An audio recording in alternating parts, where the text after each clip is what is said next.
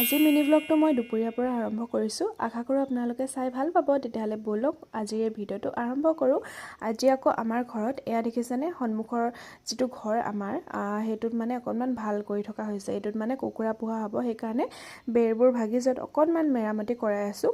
আৰু আনফালে এয়া আকৌ ভাতো খাবৰ হ'ল। আজি আকৌ আমাৰ ঘৰত বনাইছিলে মাটি দাইল আৰু লগতে আমলেট।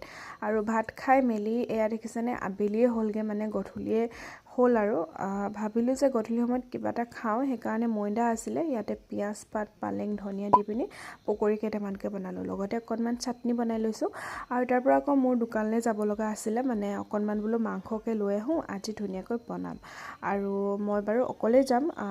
চাওঁতে মানে এয়া দেখিছেনে, কাম চাম কৰি একেবাৰে শেষ কৰোঁতে গধূলিয়ে হ'ল। তথাপিও আৰু দোকানৰ পৰা বোলো গৈ আহোঁ, নগ'লেও যিহেতু নহ'ব, আৰু মানে দুটামান বস্তু আনিব লগা আছে সেইকাৰণে। আৰু মই স্কুটি লৈয়ে গৈছোঁ দেই। আমাৰ ঘৰৰ পৰা মানে অকণমান যাব লাগে যিহেতু সেইকাৰণে। আৰু দোকানত গৈ আকৌ মোৰ ভিডিঅ' কৰিবলৈকে নহ'ল নহয়। এয়া দেখিছেনে, ৰঙালাও, মাংস, বিলাহী এনেকৈ লৈ আহিলোঁ। আৰু এয়া দেখিছেনে, ঘৰ গৈ পাওঁতে মানে পূৰা ধুনীয়াকৈ গধূলি হ'লেই আৰু। বাকী আজি তেতিয়াহ'লে ভিডিঅ'টো ইমানখিনিয়ে আছিলে দেই আজিলৈ।